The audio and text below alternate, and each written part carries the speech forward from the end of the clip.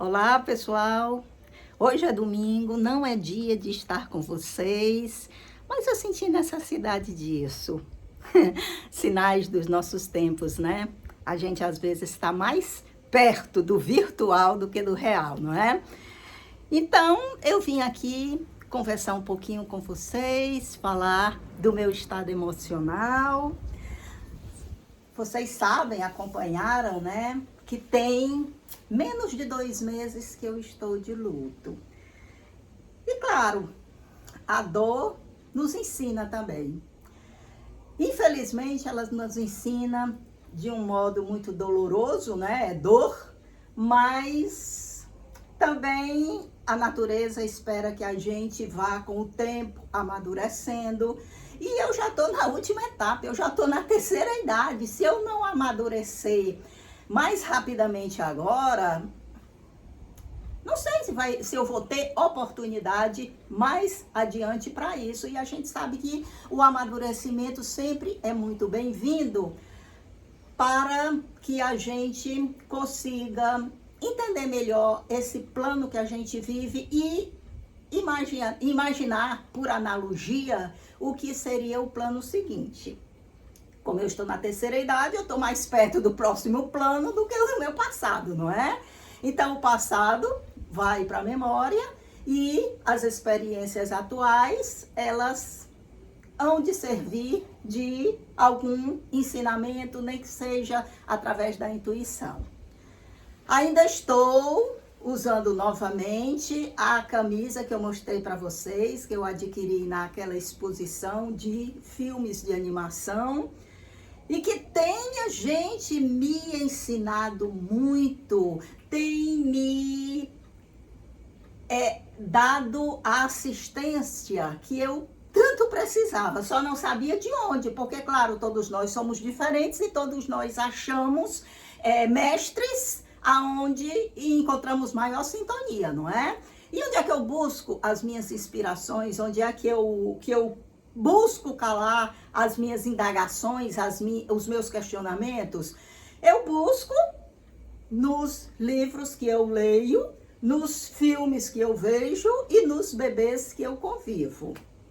Para completar, ontem não, de madrugada a minha filha viajou e eu fiquei sentindo ainda um vazio muito maior, porque ela viajando aumenta o meu trabalho aqui com os cuidados da minha irmã, como também eu fico sem a companhia dela, que me auxilia muitas vezes nos meus pensamentos.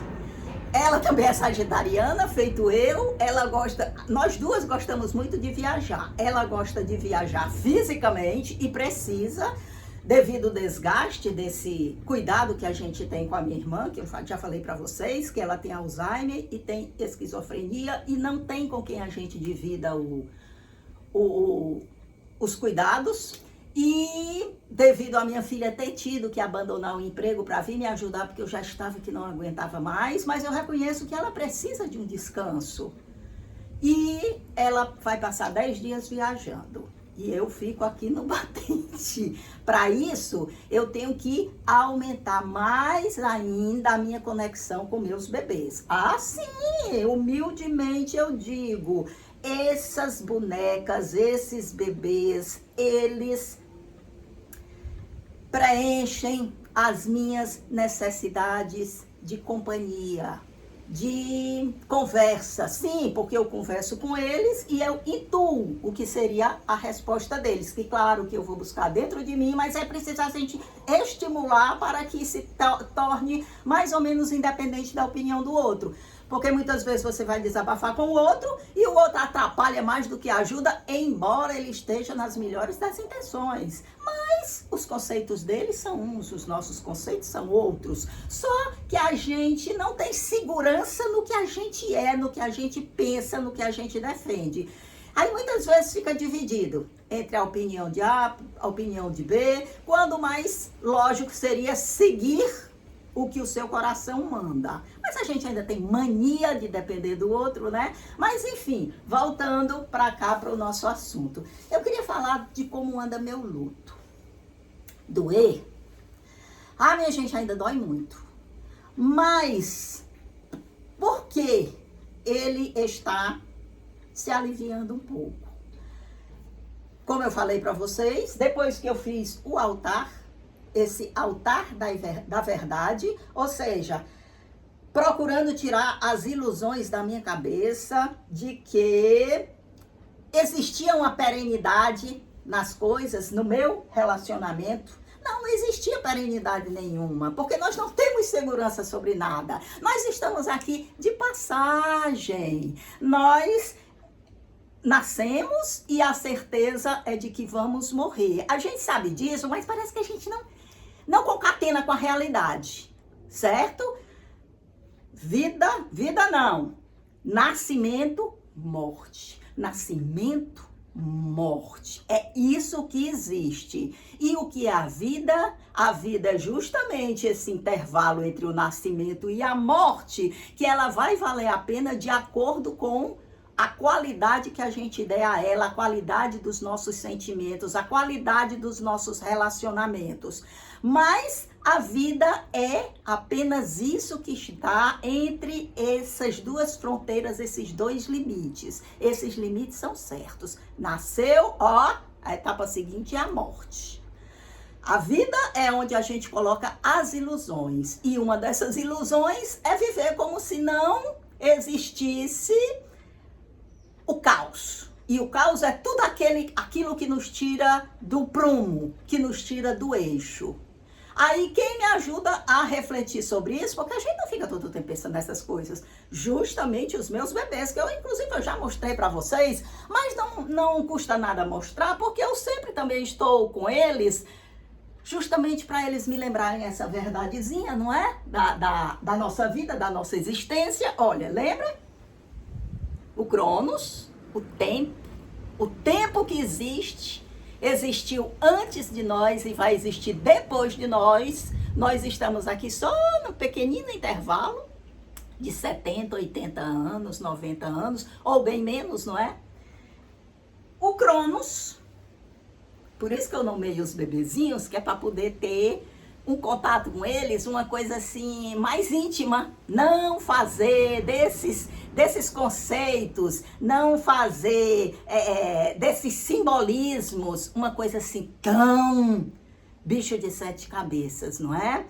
Então, o Cronos é o tempo. Me esqueci do nome do outro. Kairos é a qualidade do nosso tempo. O nosso Kairos está dentro do Cronos, dentro desse tempo que existe. O Kairos é a oportunidade que nós temos de estar em um determinado tempo e que qualidade a gente imprime a ele. E o caos, que acabei de dizer para vocês, a nossa vida é um eterno caos. Mesmo porque a gente sabe que é preciso a gente ter todas as experiências para poder a gente formar algum conceito sobre as coisas e saber se posicionar diante deles. E foi o que eu fiz com o meu luto. O luto foi um caos para mim, a perda foi um caos para mim. E aí como é que eu estou trabalhando esse caos para que ele seja algo para a minha evolução e não para o meu atraso. Cada um tem os seus critérios, cada um tem a sua forma de lidar com o caos, com os caos que acontecem na sua vida. Então, como eu disse para vocês, armar um altar foi muito bom para mim, porque sempre que eu estou em casa, e eu estou muito em casa, não é? A luz permanece ligada e sempre eu olho para a referência e envio o meu pensamento positivo para a pessoa, para o que é a pessoa hoje, não é? Então isso naturalmente durante o dia todo acontece. Quando eu não estou em casa, quando eu saio, por exemplo, para a academia, o período da esteira já é sagrado. São 30 minutos de esteira. Eu montei um álbum no celular com as fotos dele. Então, no período que eu tô na esteira, eu olho a foto, depois eu fecho os olhos e eu fico mentalizando os locais que a gente esteve, as conversas que a gente teve, e fico rememorando, agradecendo ter tido essa oportunidade e também enviando as minhas mensagens, pedindo alguma forma de comunicação, seja por sonho, para poder o elo não ser assim, materialmente, totalmente cortado, né? Não custava nada, né? Sonhar, até agora eu não sonhei não, mas eu continuo pedindo, todo dia eu peço. E, minha gente, além dos bebês, além dos livros, os livros também foram excelentes para mim. Eu leio assim de pedaço, quando eu entro, eu abro aleatoriamente numa página. Tudo naquela intenção, naquela mesma intenção da pessoa, a mesma intenção de agradecimento pelos momentos vividos. E eu estou de novo com essa camisa, que foi da exposição, e também com o Bebê Cal, porque eu pensei que ter ido para a exposição, conforme eu falei no último vídeo, não é? As coisas que eu aprendi, que eu deduzi a partir do filme, não é? Up, Altas Aventuras, eu pensei que havia se encerrado. Mas olha como tudo é muito cheio de surpresa, quando você começa a aprender, até curiosidade, aí mais profundo no assunto aparentemente banal, não é? Eu assisti de novo, conforme eu disse, o vídeo o filme Up, Altas Aventuras pelo YouTube. Percebi outras coisas além do que eu já tinha visto, principalmente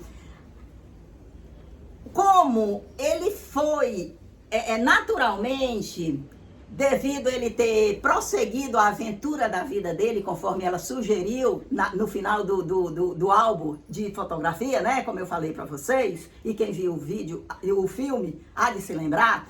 Então, no final, ela disse que agradeceu a ele pela aventura que foi estar com ele, não é? Nos anos de vida, e que ele agora desse prosseguimento às aventuras dele. Porque não era justo, nem para ela e nem para ele, que ele fosse viver apenas daquela dor, não é? Isso sou eu que estou dizendo, né? Ela não escreveu isso. Então, ele naturalmente começa a formar novas conexões, que foram conexões a partir do que eles viveram a partir do sonho dela, que foi conexão com aquele meninozinho, o escoteiro, conexão com os animais, e partiu para uma nova aventura, mesmo sem saber que aquilo ele já estava começando, porque as grandes modificações, elas ocorrem assim, elas não precisam de nenhum planejamento, não. Elas precisam apenas que você dê o primeiro passo e observe como aos poucos, outras possibilidades de vivência com qualidade dentro do seu tempo, com intensidade, é a palavra mais adequada, dentro do seu tempo elas se estabeleçam. Então, ele, com essas novas conexões, ele foi aos poucos, não digo se desligando da vida que ele teve com a Ellie. Ele não foi se desligando, ele foi interiorizando cada vez mais o sentimento dele, e no exterior ele foi deixando de estar tão ligado a determinadas coisas. Foi esse o simbolismo que eu identifiquei quando ele começa a jogar as coisas da casa fora, para poder a casa ficar mais leve, ele poder flutuar e conseguir salvar o meninozinho. Outra coisa que eu observei é que, acabado o filme, tudo muito bem, eu pensei que era fim e acabou, aí começa um seriadozinho, minha gente, um seriado pequenininho, parece que são 5 episódios de uns 10, 11 minutos, que é o quê? Ele perdeu a casa, né? No final, os balões levaram a casa dele e ele disse: é só uma casa, porque a Ellen estava lá dentro dele, né? Quer dizer, ele já estava pronto para as novas experiências, que isso não significa de maneira alguma abandonar o amor dele por ela. Então, ele volta no Zeppelin, daquele antigo herói dele, que ele descobriu que não era herói coisa nenhuma, era um vilão. Ele volta, quando ele chega aqui, ele vende a casa, o Zeppelin, compra uma casa com o novo companheiro dele. Quem era o companheiro dele? Era o cachorro Doug. Se tornou o grande companheiro dele, minha gente. E o que é bom é que a gente vê nesses capítulozinhos, nesses 5 capítulozinhos do seriado, que vem logo após a vida de Doug, né?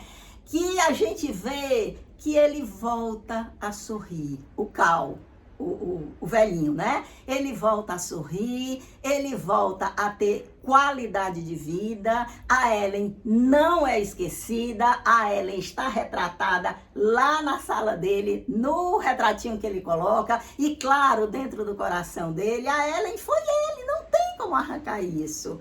Então, parte dele, hoje, atualmente, é ela. E ele vive feliz, tranquilo, em paz com o cachorrinho Doug. Então eu achei tão lindo isso, também me serviu como lição. Então eu digo, olha, dentro do possível, eu vou continuar amando, eu vou continuar em contato, eu vou continuar presente, mas eu vou colocar tudo no seu devido lugar. Eu não posso ficar chorando a todo momento, eu não posso ficar querendo o que não existe mais. Eu preciso reestruturar todos os acontecimentos. Não é esquecer, não é abandonar, é reestruturar. E por isso eu hoje trouxe aqui de novo o Caos, porque eu ainda não consegui me separar dele, do meu menininho lindo, para fazer uma troquinha e mostrar uma surpresinha que eu comprei não, eu fui procurar lá nos meus sacos de brinquedos, de pelúcia, uma coisinha que eu separei para dar para ele. Primeiro vamos para a troquinha dele.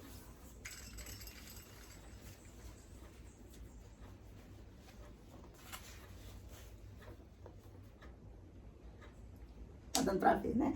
Minha gente, olha, sinceramente, eu me distraio tanto. Eu gosto tanto quando eu converso com vocês, nem que seja esse pedacinho, que a gente não imagina como esse virtual tem a capacidade de fazer bem ao outro. É como se eu estivesse conversando com alguém muito próximo, com alguém que entende as minhas dores.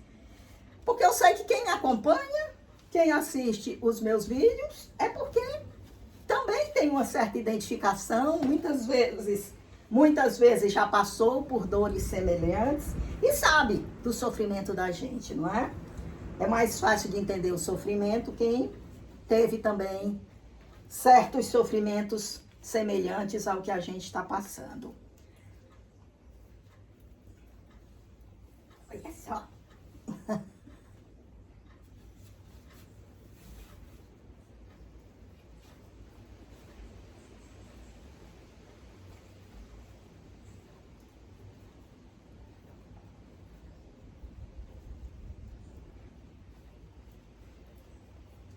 Vocês têm sido de muita ajuda nesse meu momento de luto, assim como meus bebês, assim como meus gatos, meu cachorro, meus livros, televisão com o que eu assisto.